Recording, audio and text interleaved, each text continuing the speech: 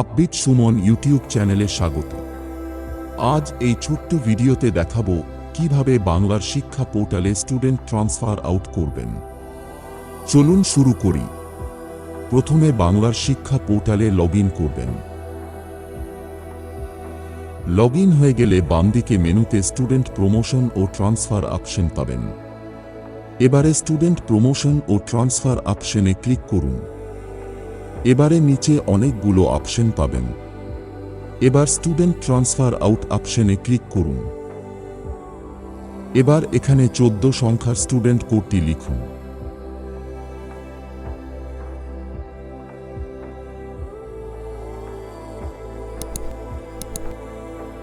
লেখা হয়ে গেলে সার্চ স্টুডেন্ট বাটনে ক্লিক করুন। নিচে স্টুডেন্টের ডিটেলস চলে এসেছে।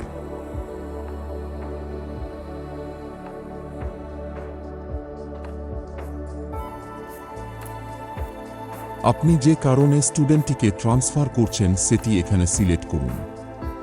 এখানে ক্লিক করলে দুটি অপশন পাবেন, চেঞ্জ রেসিডেন্ট ও চেঞ্জ স্কুল। আপনার প্রয়োজন মতো সিলেক্ট করবেন। আমি চেঞ্জ স্কুল সিলেক্ট করলাম। এবারে যে তারিখে স্টুডেন্টটিকে ট্রান্সফার দিচ্ছেন সেই তারিখটি ক্যালেন্ডার থেকে সিলেক্ট করুন।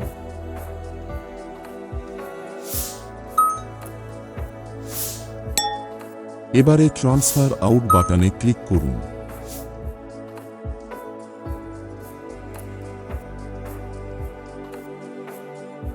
স্টুডেন্টটি ট্রান্সফার হয়ে গেছে। স্টুডেন্টটি ট্রান্সফার সার্টিফিকেট ডাউনলোড করার জন্য এই সার্চ বক্সে স্টুডেন্ট আইডি দিয়ে সার্চ করুন।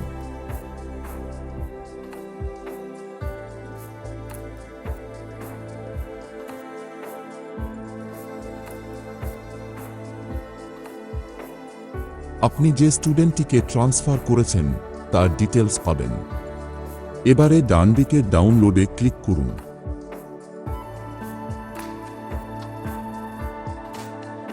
স্টুডেন্টটির ট্রান্সফার সার্টিফিকেট চলে এসেছে।